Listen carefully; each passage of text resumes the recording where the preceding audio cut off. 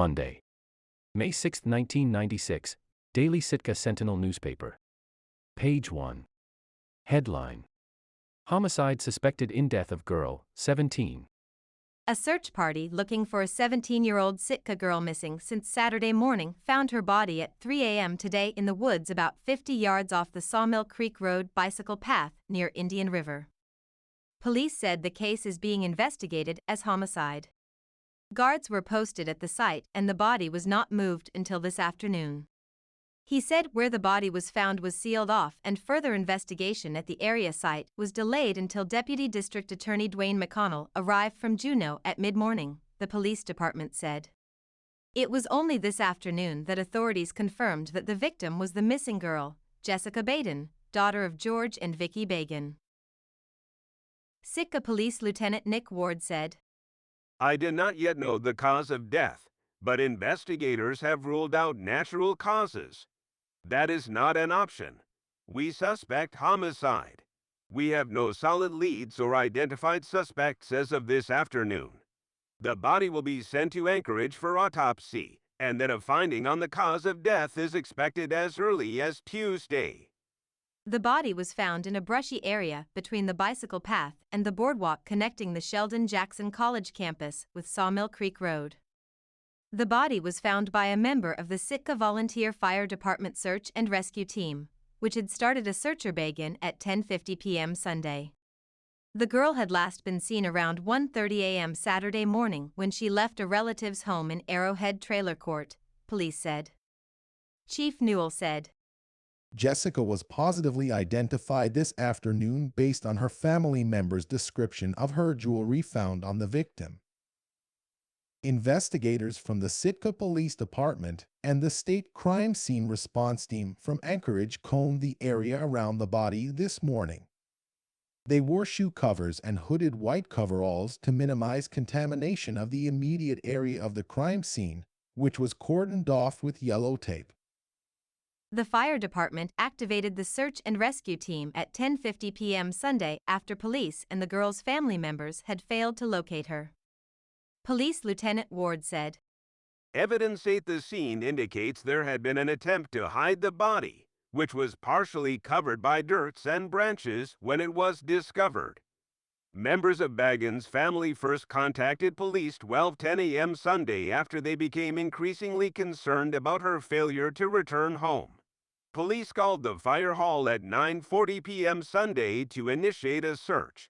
The search started with the route Bagan's relatives believe she probably took from Arrowhead Trailer Court to her home on Barlow Street. The Anchorage-based State Crime Scene Response Team is comprised of members of the State Crime Laboratory and Criminal Investigation Bureau of the Alaska State Troopers. The team already was in Sitka for training at the Public Safety Academy." Police asked that anyone with information that might be relevant to the investigation to call Sitka Police Department. Tuesday, May 7, 1996, Daily Sitka Sentinel newspaper. Page 1. Headline: Death not related to pattern. The death of 17-year-old Jessica Bagan, an apparent homicide, has led some Sitkans to speculate that the police know of other assaults that have not been disclosed to the public. Asked to comment on these allegations, Sitka Police Chief John Newell said today, To the best of my knowledge, this is not true. I did not issue a news release on every case, but that assaults come to the attention of the police are reported in police and court records that are available to the public. The Sentinel publishes the information available from these sources daily. As to whether Jessica Bagan's death fits into some kind of pattern of unsolved crimes that police have been aware of, absolutely not. The 17-year-old girl's body was found early Monday in a patch of woods owned by Sheldon-Jackson College, but directly adjacent to the wooded area of Sitka National Historical Park. No information on the cause of death or any other finding related to the case has yet been released by the police. According to Chief Newell, last year there was a sexual assault in the park, but the victim had been acquainted with the assailant, and he was promptly arrested and convicted, and is in prison at this time. While random violence, in which the victim has had no previous association with the perpetrator, is rare in Sitka. That does not mean that Sitka does not have a problem. From our perspective, Sitka has always experienced reports of incidents of child abuse, child sexual assault, sexual assaults of adults, and domestic violence, and these are known and ongoing problems that face this community. If there is a problem with unreported crime, it is probably because the assailant in the majority of cases has previously had some kind of personal relationship with the victim. In these situations, the victim may choose not to report an offense, even ones that, if proved in court, would be felonies. There are cases in which the victims choose not to report it. It becomes a personal choice. In crimes or suspected crimes against minors, there is no personal choice to be made. Every adult has the absolute responsibility to report these offenses to the police or social service authorities. When the local police do receive reports of assaults of any type, the department vigorously pursues the case, the chief said. We investigate and, when possible, arrest someone and refer for prosecution. All officers in the department have received training in interviewing assault victims, and some have undergone specialized training in the investigation of sexual assault. Although some incidents may go unreported by the victim, I have received no indication from the Sitka Against Family Violence Shelters director that the reason is the victim's concern about how sensitive or effective the police department will be in handling the case. I cannot recount immediately how many assaults have come to the attention of the police over the past few years. But it would probably be a good idea for the department to summarize the incidents and their resolution and release the information to the public. This would help give a different perspective on the stories that crop up that there is a problem of random assaults by unidentified perpetrators. I was surprised by this newspaper article. I was not expecting it. Maybe I was expecting the Sitka police to put out a press release stating they are working around the clock, working with state of Alaska law enforcement and FBI, asking the citizens of Sitka to be calm and patient and let law enforcement work the case. There is no doubt the police were under a lot of pressure to solve the case. After reading it, my impression was that something else is going on here. Something with the relationship between the Sitka police and the town's population. Possible. Citizens of Sitka do not trust police. Police do not take sexual assaults seriously. The article was not really about the death of Jessica Bagan. Other than what we read on Monday, very little is known about Jessica's death. At this time, we do not know if Jessica was sexually assaulted, but sexual assaults seem to be a prevalent topic in this newspaper article. In the beginning of the article, Sitka Police Chief Newell was asked a simple question. Some Sitkans speculate that the police know of other assaults that have not been disclosed to the public. Assaults that have not been disclosed to the public. Asked to comment on this allegation, Sitka Police Chief John Newell responded, "To the best of my knowledge, this is not true. To the best of my knowledge, from my experience when someone answers questions with qualifiers, disclaimers, or modifiers, as far as I know, to the best of my knowledge, you won't believe this, but they are likely hiding something or being untruthful. Also, when answering using too many words, what I call filibustering. People who use 10 times more words to say something simple indicates untruthfulness. Watch for elaborate details of similar but not relative events or situations." Police Chief Newell used a lot of words to answer the question about assaults that have not been disclosed to the public. At this point, we are less than 2 days after Jessica's body was discovered. Cause of death is still unknown. No results from autopsy, no suspect. But the chief of police is talking about pattern to crimes, sexual assault against minors, victims choosing not to report Chief Newell. Then goes on to answer another similar question that no one in the article asked. As to whether Jessica Bagan's death fits into some kind of pattern of unsolved crimes that police have been aware of. Absolutely not. Remember, when asked about assaults that have not been disclosed to the public, he said, "To the best of my knowledge, no." Why is Chief Newell focused on the relationship between the offender and the victim? Why does he need to explain acquaintance versus stranger assault? This was just an odd article. Wednesday, May 8, 1996. Daily Sitka Sentinel newspaper. Page 1. Headline: No new information in death investigation. 2 days after the body of 17-year-old Jessica Bagan was found near the Indian River Bridge, Sitka police said today they have no leads and no suspects in the homicide investigation. Police Chief John Newell said this afternoon. We still have a lot of officers out talking to a lot of people, but no suspects. Asked whether any unsolved crimes of a similar nature have come to light, Newell said. We've had no similar incidents in Sitka at this point, and no similar incidents anywhere in Southeast that I'm aware of. I have reviewed Sitka crime records for 1995 and 1996. I'm trying to emphasize there have been no stranger kind of attacks like the kind that occurred. We have very, very, very few incidents reported to us of a sexual nature that are forced, but none are between that didn't know each other. And Lieutenant Nick Ward is overseeing the investigation. Thursday, May 9, 1996. Daily Sitka Sentinel newspaper. Page 1. Headline: Police say teen slaying sex crime. The autopsy of 17-year-old Jessica Bagan indicated she had been sexually assaulted and died from asphyxiation, the Sitka Police Department reported today. Police Chief John Newell said. The police department has no suspects in the murder at the present time.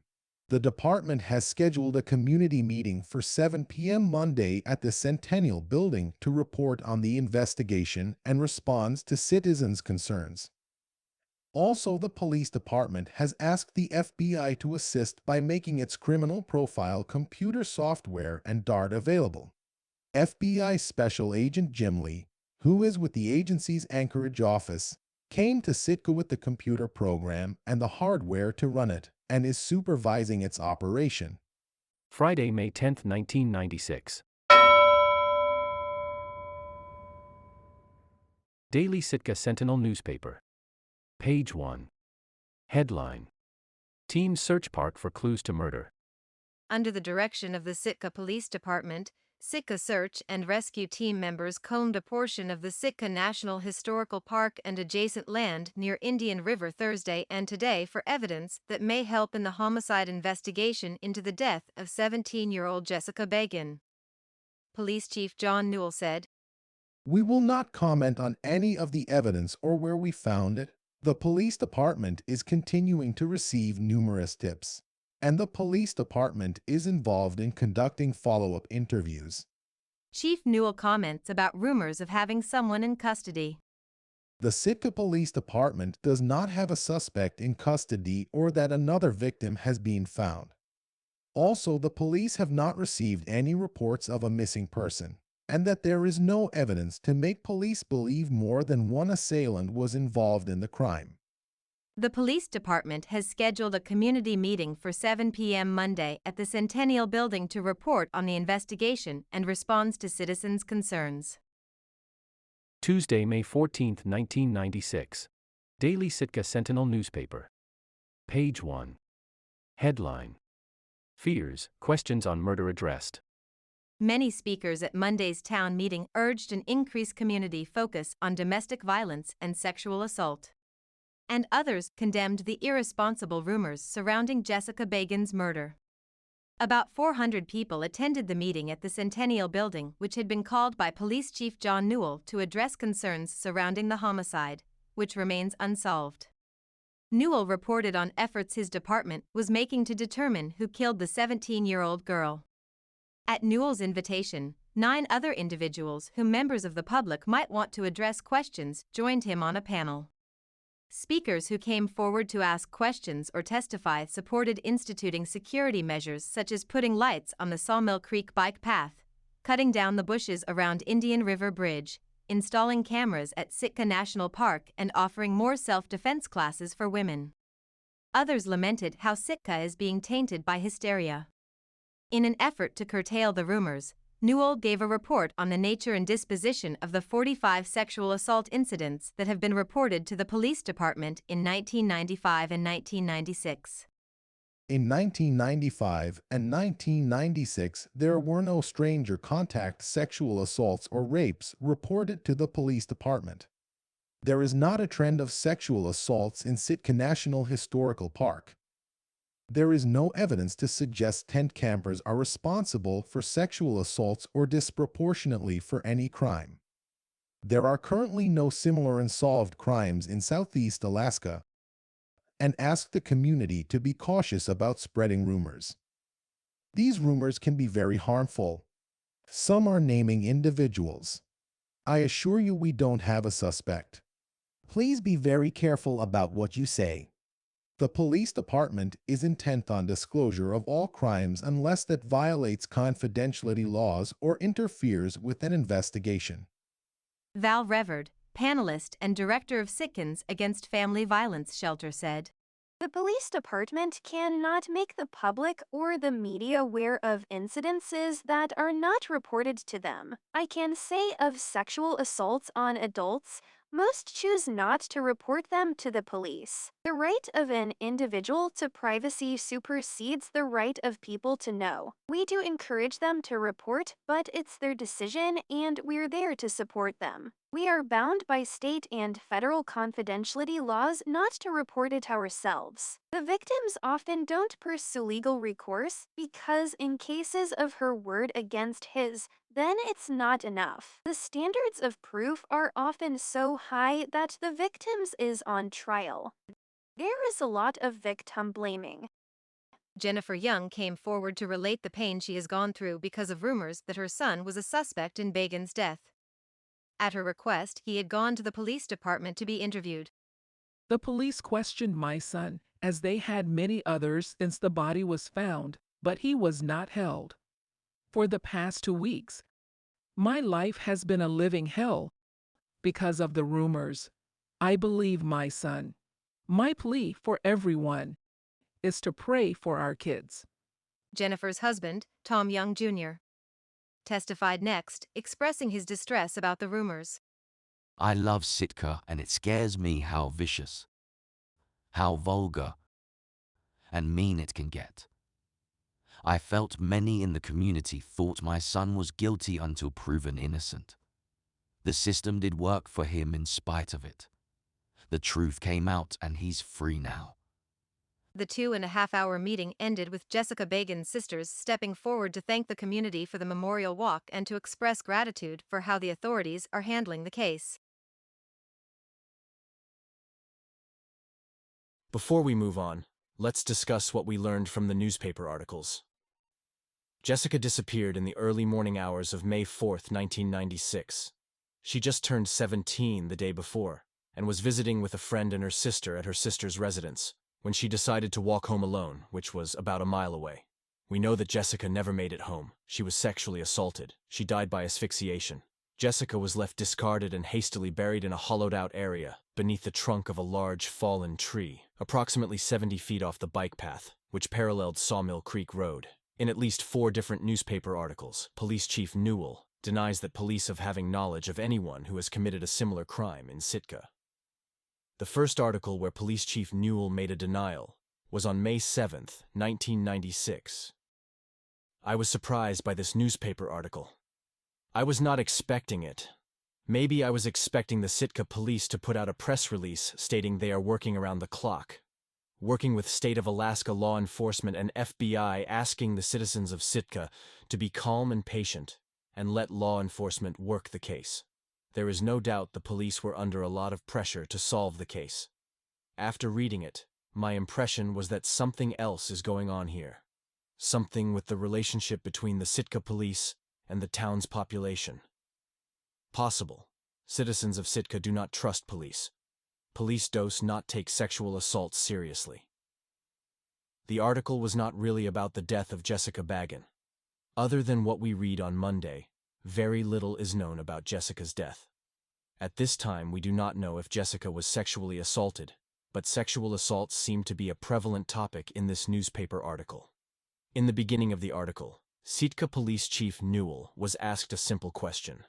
Some Sitkans speculate that the police know of other assaults that have not been disclosed to the public. Assaults that have not been disclosed to the public. Asked to comment on this allegation, Sitka Police Chief John Newell responded, "To the best of my knowledge, this is not true. To the best of my knowledge, from my experience when someone answers questions with qualifiers, disclaimers, or modifiers, as far as I know, to the best of my knowledge, you won't believe this, but they are likely hiding something or being untruthful. Also, when answering using too many words, what I call filibustering. People who use 10 times more words to say something simple indicates untruthfulness. Watch for elaborate details of similar but not relative events or situations." Police Chief Newell used a lot of words to answer the question about assaults that have not been disclosed to the public. At this point, we are less than 2 days after Jessica's body was discovered. Cause of death is still unknown. No results from autopsy, no suspect. But the chief of police is talking about pattern to crimes, sexual assault against minors, victims choosing not to report Chief Newell. Then goes on to answer another similar question that no one in the article asked. As to whether Jessica Bagin's death fits into some kind of pattern of unsolved crimes that police have been aware of. Absolutely not. Remember, when asked about assaults that have not been disclosed to the public, he said, "To the best of my knowledge, no." Why is Chief Newell focused on the relationship between the offender and the victim? Why does he need to explain acquaintance versus stranger assault? This was just an odd article. The second denial was on May 8, 1996. Asked whether any unsolved crimes of a similarly nature have come to light, Police Chief Newell said, "We've had no similar incidents in Sitka at this point. What I'm trying to emphasize there have been no stranger kind of attacks." The third denial was on May 10, 1996. The chief denied rumors that police have a suspect in custody, or another victim has been found, and the final denial was on May 14, 1996. The police chief reported that there are currently no similar unsolved crimes in Southeast Alaska, and asked the community to be cautious about spreading rumors. These rumors can be very harmful. Some are naming individuals. I assure you we don't have a suspect. Please be very careful about what you say. From these articles, we can conclude 42-year-old red-headed Steve Allen Branch was not on the radar of the Sitka Police Department, despite the fact he was under investigation for rape at the time of 17-year-old Jessica's rape and murder. We can infer that the Sitka police concluded that 42-year-old Steve Branch and the female teenager who accused him of rape relationship was considered some type of acquaintance in nature. Are we to believe that the teenager and 42-year-old Steve Branch had some type of relationship, and because the nature of the relationship between the two was so overwhelming, that police concluded that Steve Branch could have not committed the rape and murder of Jessica Bagin? From the 2020 press release and any of the newspaper articles, we do not learn the nature of the relationship between 42-year-old Steve Branch and the female teenager. However, we do learn about the nature of the relationship in the police report. We will discuss this topic later in the podcast. And just like I said earlier, every time I find new facts and information about the case, the more disturbing it becomes. The one thing missing from any of the newspaper articles was the evidence of the 5 red pubic hairs. The residents of Sitka do not find out about this evidence until the trial, which is more than a year away. One would think this would have been a huge break in the case for the Sitka Police Department. The police department should have issued a press release, asking the public, did they see a male with red to reddish hair in the proximity of the trail on late evening of May 3rd or early morning hours of May 5th?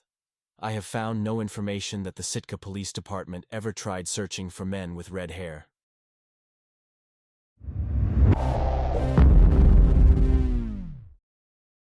The last news article we heard was on Tuesday, May 14th. Fears, questions on murder addressed 400 residents attended the meeting.